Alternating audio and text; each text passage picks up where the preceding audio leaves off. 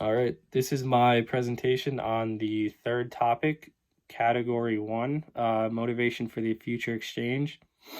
To start, this concept is really kind of beneficial for three parties, that of the buyer, the seller, and the exchange.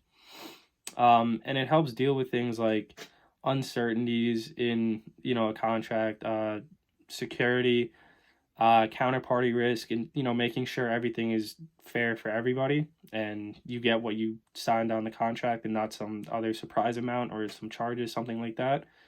It also is really good for market volatility. The prices of things are always changing, they always will change, so that can make things a lot more difficult for certain individuals if something's now more expensive than it used to be or it doesn't sell for as much.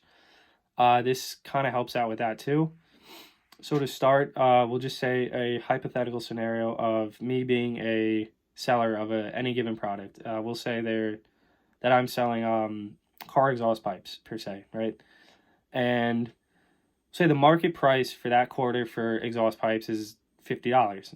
$50 is for me a good price too, right? So it works out with the market, and I'll make profit. Now I don't want to sell.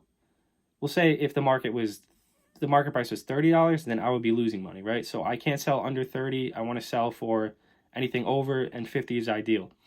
So that works out for me, right? If the price is $50.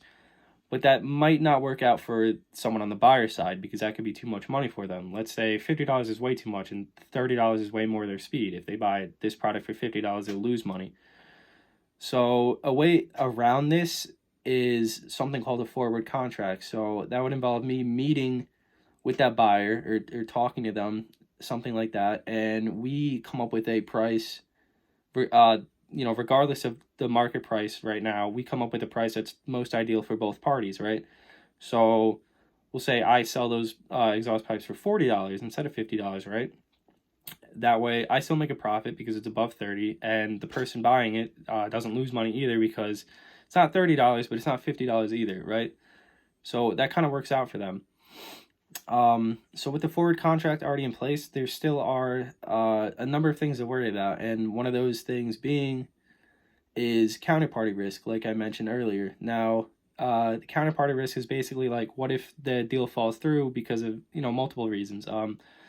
Say one party doesn't have the funds to buy it anymore, or for whatever reason they back out, they can't do it. So what happens to that contract is, um, it's it's kind of it's standardized per se, I guess, and with that meaning it's more of a like an official thing rather than just like something me and somebody else just talked up, and it would go through an exchange, somebody in like the middle, and they would have these contracts out that have these established prices, quantity, date, everything that's already like written out, regardless again of market prices for people to partake in, right? These are called futures. So if somebody were to back out of the contract, what would happen is that future can be traded or sold or taken on by somebody who does have the funds available or resources available to go through with the deal.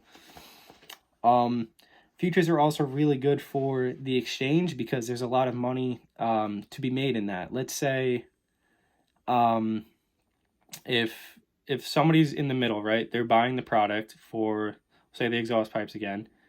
They're buying them for $40, right? But then they could sell them for $42 to the person buying it. That way, they make a profit on every one of those contracts. So the exchange can make money off of that. However, that might seem initially unfair because somebody is getting something for cheaper. That means that somebody's losing out on money. That means that the seller is not making as much money because they're selling it for a reduced price, and then the exchange is selling it for an increased price, $40 to $42. So he makes a profit on every contract. So a way around this and to make it again fair for everybody is something called a margin. Now, margin is money, and the exchange would say to do this to both sides, but they would say put aside some money in a margin account, and that money would be used for any potential price changes that could come up in the future. If something comes up, it could throw off the whole deal. That way, the margin is there to prevent that from happening. So with the margin account, it's like if going back to the exhaust pipes, selling for $40, and then you sell the exhaust pipes to the exchange for $40, and then he sells them for $42. Basically, the buyer and sellers would both have their own margin accounts. So for all the money that this guy's making, the seller's losing out on money.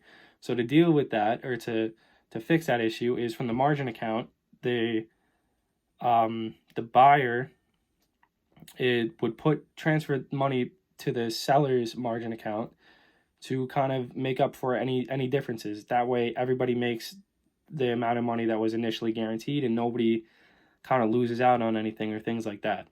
So that's why, as a whole, this topic is, really helpful, just for ensuring that you get what you signed up for, and there's nothing to surprise you.